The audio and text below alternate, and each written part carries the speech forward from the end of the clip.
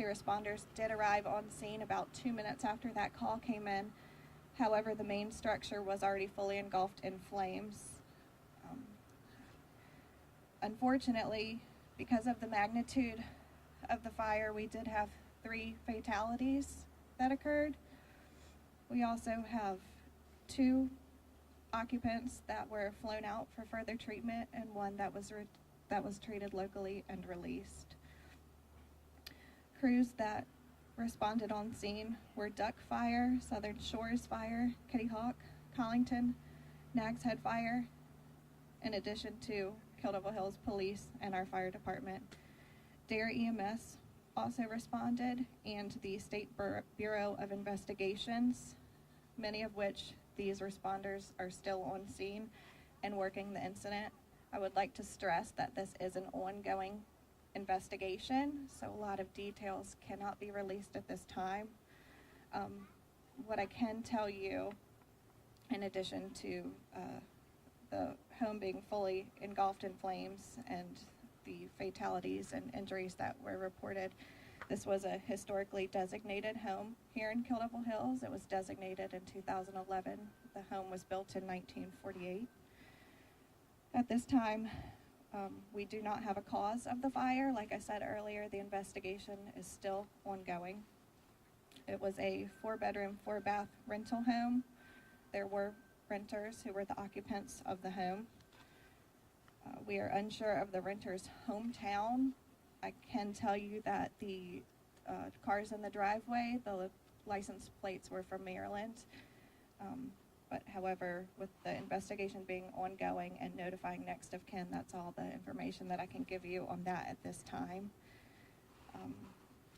The house is a total loss. There was also damage to the home immediately to the south, which will be posted unsafe for occupancy, and those occupants were also removed safely from that structure. The home immediately to the north also suffered some minor damage as well.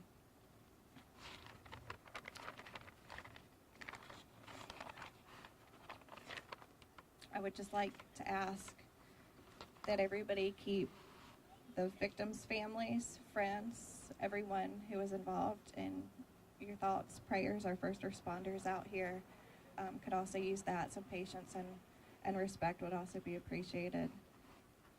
Do we have any questions from you guys at this time? Do we know the ages of any of the victims? Does this involve any children? So I can tell you in regard to the fatalities, there were 2 adults and 1 minor, about teenage, but that's the extent that I can go into details right now with the investigation still ongoing and next of kin being notified. And the 2 that were flown out, were they children, adults?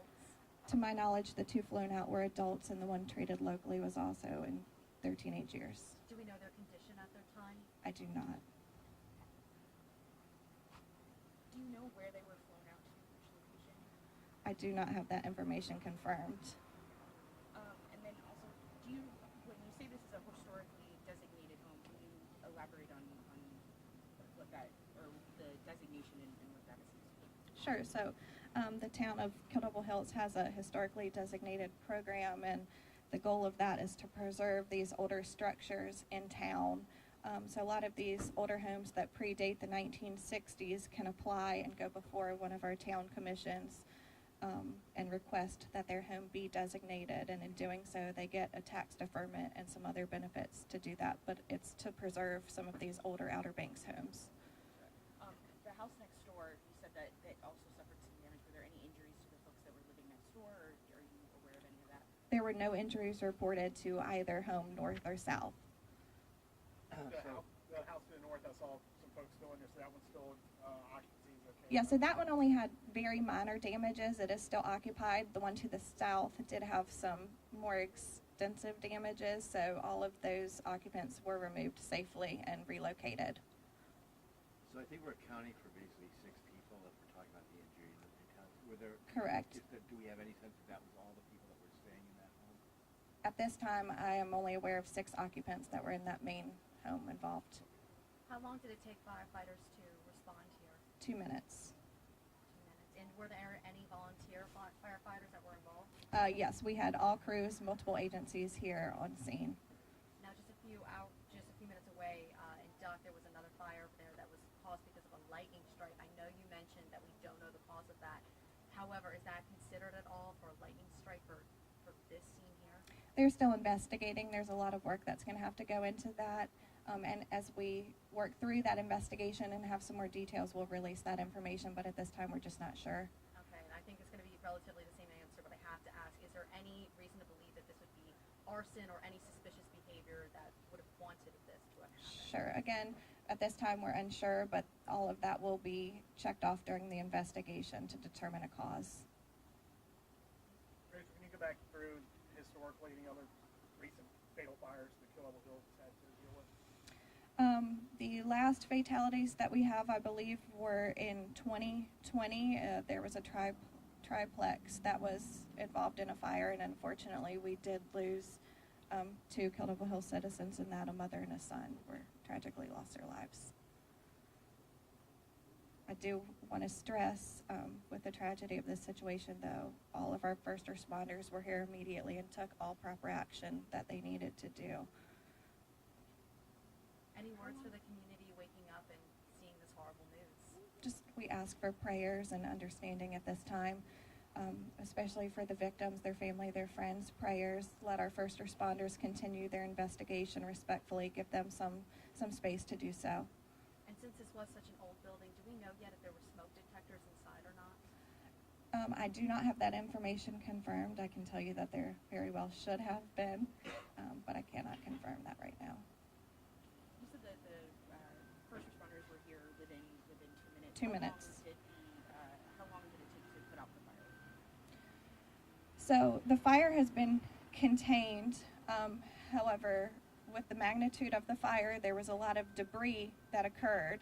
So while the main portion of the fire is contained, they're still working to remove some levels of debris to get in there and continue their extinguishing work. And as that continues, is there any sort of risk to the other homes beside it or in that area? No, not at this time. How long do you think this investigation will take? It's hard to say. We have had the State Bureau of Investigation out here since daybreak beginning the investigation work. It could be several hours, it could be several days. And I know you said that this fire is contained, but we're still seeing like a little bit of smoke, water still pouring in a little bit. How long do we expect crews to be out here? Again, that could be several hours. It could be the rest of today and today into tomorrow. It's hard to say at this point until they clear out some of that debris and can really get in there and move things around and assess the situation a little better. Rachel, can you just run through the traffic situation because of the... Absolutely. So, North Virginia Dare Trail, better known as the Beach Road to some of the locals, we do have traffic closed from 3rd Street to 5th Street. So we ask that you use the bypass, Carrollton Highway, to maneuver around Kill Level Hills, and please exercise patience as you're traveling today. You expecting the road to be closed for a while? Yes, sir. Any idea how long? At this time, it's hard to say. We just need to give our crew space to be able to do their good work and continue the investigation. Do I have any other questions at this time? Okay. As the investigation concludes and we get more details and information, we will be sure to update you all. Thank you. Thank you, Rachel. Thank you, ma'am.